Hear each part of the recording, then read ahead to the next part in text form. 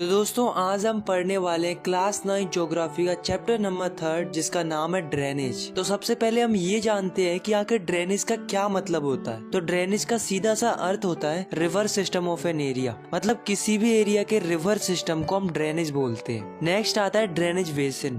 तो ये drainage basin क्या होता है, देखो जैसे मान लो कोई रिवर है, उसकी कई सारी ट्रिब्यूटरीज भी होंगी और कई सारी डिस्ट्रीब्यूटरीज भी होंगी। तो ये जो सिस्टम होता है किसी भी रिवर का, उसे हम ड्रेनेज बेसिन बोलते हैं। नेक्स्ट आता है वाटर डिवाइड। नाम से ही पता चल रहा है कि इसमें वाटर को डिवाइड करने की बात की जा रही है। जैसे कि आप इस डायग्राम में देखो, यहाँ पर आपको दो ड्रेनेज बेसिन दिख रहे हैं, पहला है ये वाला और दूसरा है ये वाला। अब जो भी इन ड्रेनेज बेसिन को डिवाइड करता है उसे हम वाटर डिवाइड कहते हैं। और ये वाटर डिवाइड कुछ भी हो सकते हैं, जैसे कि माउंटेन हो सकते हैं, कोई ऊंची उठी जमीन हो सकती है। तो हम लिख सकते हैं कि any upland or a mountain separating two adjoining drainage basin is known as water divide. अब दोस्तों हमारे चैप्टर का नेक्स्ट टॉपिक आता है जो कि है ड्रेनेज सिस्टम इन इंडिया। इसको हम एक और नाम दे सकते हैं जो कि है रिवर सिस्टम ऑफ इंडिया। मतलब हम इसमें इंडिया की रिवर्स के बारे में बात करने वाले हैं। इंडिया की रिवर्स दो ग्रुप्स में बटी हुई हैं। पहली हिमालयन रिवर्स और दूसरी peninsular reverse. Himalayan reverse Himalaya से निकलती है और पेनिनसुलर रिवर पेनिनसुलर प्लेट्यू से निकलती है। हिमालयन रिवर्स पेरेनियल होती है, मतलब इन्हें पूरी साल भर पानी रहता है, क्योंकि इन्हें दो जगहों से पानी मिलता है, एक तो बरसात से, और जब बरसात नहीं होती है तब इन्हें पहाड़ों की बर्फ से पानी मिल जाता है। इसलिए हिमालयन रिवर्स में हमेशा पानी रहता है। वहीं जो पेनिनसुलर रिवर्स होती हैं वो सीजनल होती हैं, मतलब इन्हें साल के कुछ ही महीनों में पानी रहता है, खास करके उन महीनों में जिन महीनों में बरसात होती है। बाकी महीनों में इनका पानी सूख जाता है या फिर इनका वाटर फ्लो कम हो जाता है। हिमालयन रिवर्स बहुत बड़ी होती है और जो पेनिनसुलर रिवर होती है वो जनरली छोटी होती है as compare to Himalayan river. तो सबसे पहले हम बात करते हैं हिमालयन रिवर्स की। तो हिमालय से कई सारी नदियां निकलती हैं, पर हमें इस चैप्टर में मेनली 3 नदियों के बारे में पढ़ना है, जिनका नाम है इंडस, गंगा और ब्रह्मपुत्रा। तो सबसे पहले हम बात करते हैं इंडस रिवर की। तो इंडस रिवर तिब्बत से निकलती है और जम्मू कश्मीर से होते होते पाकिस्तान जाती है, फिर पाकिस्तान के बाद अरेबियन सी में जाकर मिल जाती है। इसकी कई सारे ट्रिब्यूटरीज भी हैं, जैसे कि जस्कर, सियोंग, चेनाब, झेलम, सतलुज, ब्यास और रावी। इस रिवर की टोटल लेंथ है 2900 किलोमीटर और इस रिवर का जो स्लोप है वो काफी जेंटल स्लोप है। Now the next river is Ganga river. अब दोस्तों उत्तराखंड में ग्लेशियर है जिसका नाम है गंगोत्री। तो वहाँ से क्या होता है कि वहाँ से भागीरथी निकलती है और इधर से अलकनंदा निकलती है। ये दोनों देवप्रयाग में जाकर आपस में मिल जाती हैं और इन दोनों के संगम से गंगा नदी बनती है और ये ईस्ट की तरफ बहती चली जाती है। फिर एक जगह फरक का जो कि वेस्ट बंगाल में लोकेटेड है, वहाँ पर जाके ये बाइफरकेट कर जाती है हुगली और भागीरथी में। हुगली कलकत्ता से होकर बे ऑफ बंगाल में मिल जाती है और जो गंगा की मेन स्ट्रीम होती है यानी कि भागीरथी, वो बांग्लादेश में जाकर ब्रह्मपुत्र रिवर से मिल जाती है और इन दोनों रिवर के मिलने से मेघना रिवर बनती है और फिर ये मेघना रिवर बहती हुई बे ऑफ बंगाल में मिल जाती है। और इन रिवर्स का जो डेल्टा बनता है वो है सुंदरबन डेल्टा। और आपको जानकर हैरानी होगी कि सुंदरबन डेल्टा इस दुनिया का सबसे बड़ा रिवर डेल्टा है। गंगा की कई सारी ट्रिब्यूटरीज भी हैं जो कि गंगा को ज्वाइन करती हैं जब गंगा फ्लो करती है, जैसे कि यमुना, घाघरा, गंधक, कोसी, चंबल, बेतवा और सोन। गंगा की टोटल लेंथ है 2500 किलोमीटर।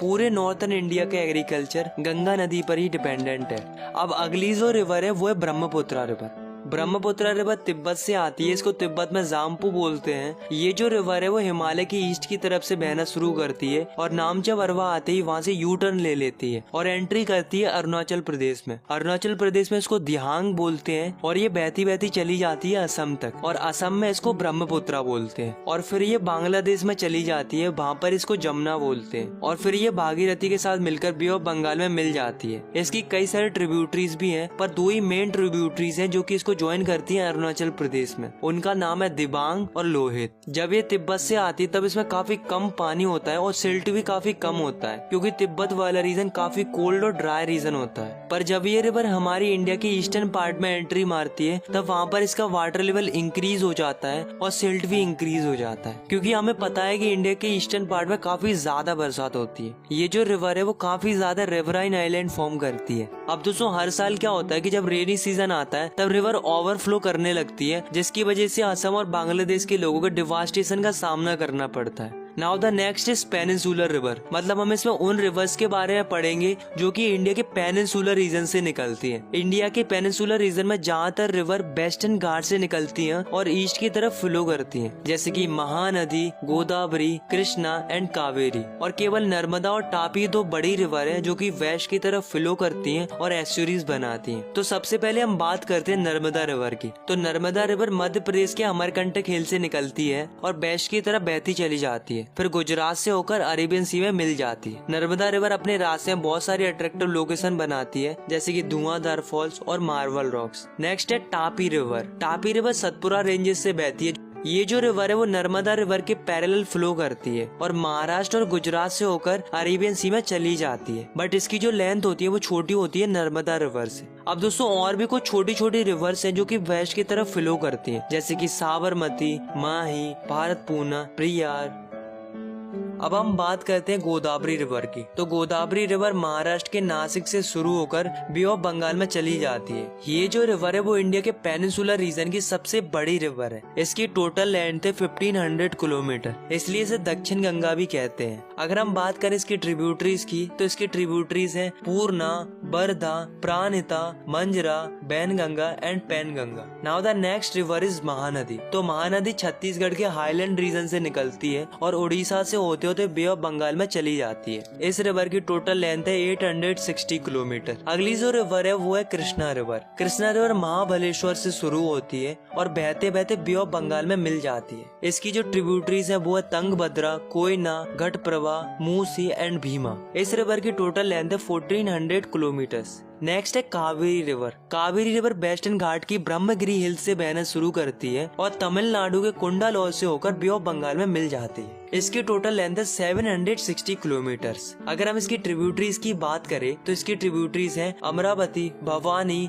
हेमावती एंड कावनी। तो दोस्तों इन रिवर्स के अलावा कुछ और रिवर्स हैं जो कि वेस्ट टू ईस्ट फ्लो करती हैं इन पेनिनसुलर रीजन, जैसे कि दामोदर, ब्राह्मणी, बैतरणी एंड सुबर्ण रेखा। तो दोस्तों अभी तक हमने इंडिया की कई सारी रिवर्स के बारे में जाना। हमने हिमालयन रिवर्स के बारे में जाना, पेनिनसुलर रिवर्स के बारे में जाना, लेकिन अब हम बात करने वाले इंडिया की लेक्स के बारे में। तो इंडिया के अंदर अलग अलग प्रकार की लेक्स पाई जाती हैं जिनके साइज और कैरेक्टरिस्टिक अलग अलग होते हैं। इंडिया के अंदर ज्यादातर लेक्स परमानेंट होती हैं, मतलब उनमें साल भर पानी रहता है, मगर कुछ लेक ऐसी भी होती हैं जो कि रेनी सीजन पर डिपेंड करती हैं। इंडिया की लेक्स कई प्रकार से बनती है। कुछ लेक्स ग्लेशियर और आइस शीट्स के एक्शन से बनती है, तो कुछ लेक विंड, रिवर और ह्यूमन एक्टिविटी की वजह से बनती है। इंडिया के अंदर ज्यादातर fresh water lake Himalaya region में पाई जाती है क्योंकि ये ग्लेशियर के मेल्ट होने से बनती है। इंडिया के जम्मू कश्मीर रीजन में वूलर लेक है जो कि टेक्टोनिक एक्टिविटीज की वजह से बनी है। ये जो लेक है वो इंडिया की लार्जेस्ट फ्रेश वाटर लेक है। इसके अलावा भी बहुत सारी लेक्स हैं जैसे कि भीमताल, नैनीताल, चिल्का और भी कई सारी हैं। अब दोस्तों नेचुरली फॉर्म लेक्स के अलावा डैम बनाने की वजह से भी लेक्स बनती है, जैसे गुरु गोविंद सागर लेक। तो दोस्तों लेक्स हमारे लिए बहुत ही ज्यादा वैल्यूएबल है और काफी ज्यादा इम्पोर्टेंट रोल प्ले करती है हमारे लिए। जैसे कि लेक रिवर के वाटर को रेगुलेट करती है और बारिश के मौसम में बाढ़ आने से बचाती है।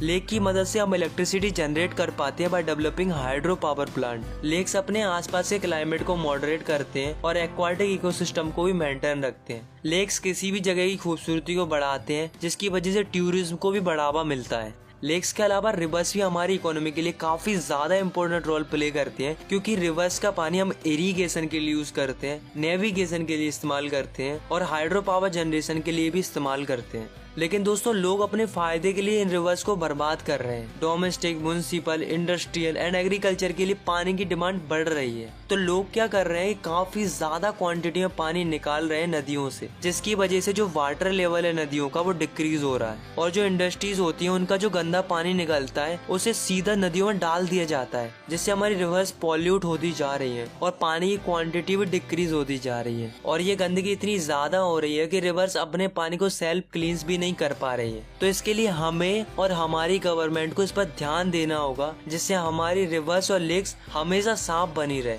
नो डाउट गवर्नमेंट प्रयास कर रही है, बट और भी ज्यादा फोकस्ड होने की जरूरत है।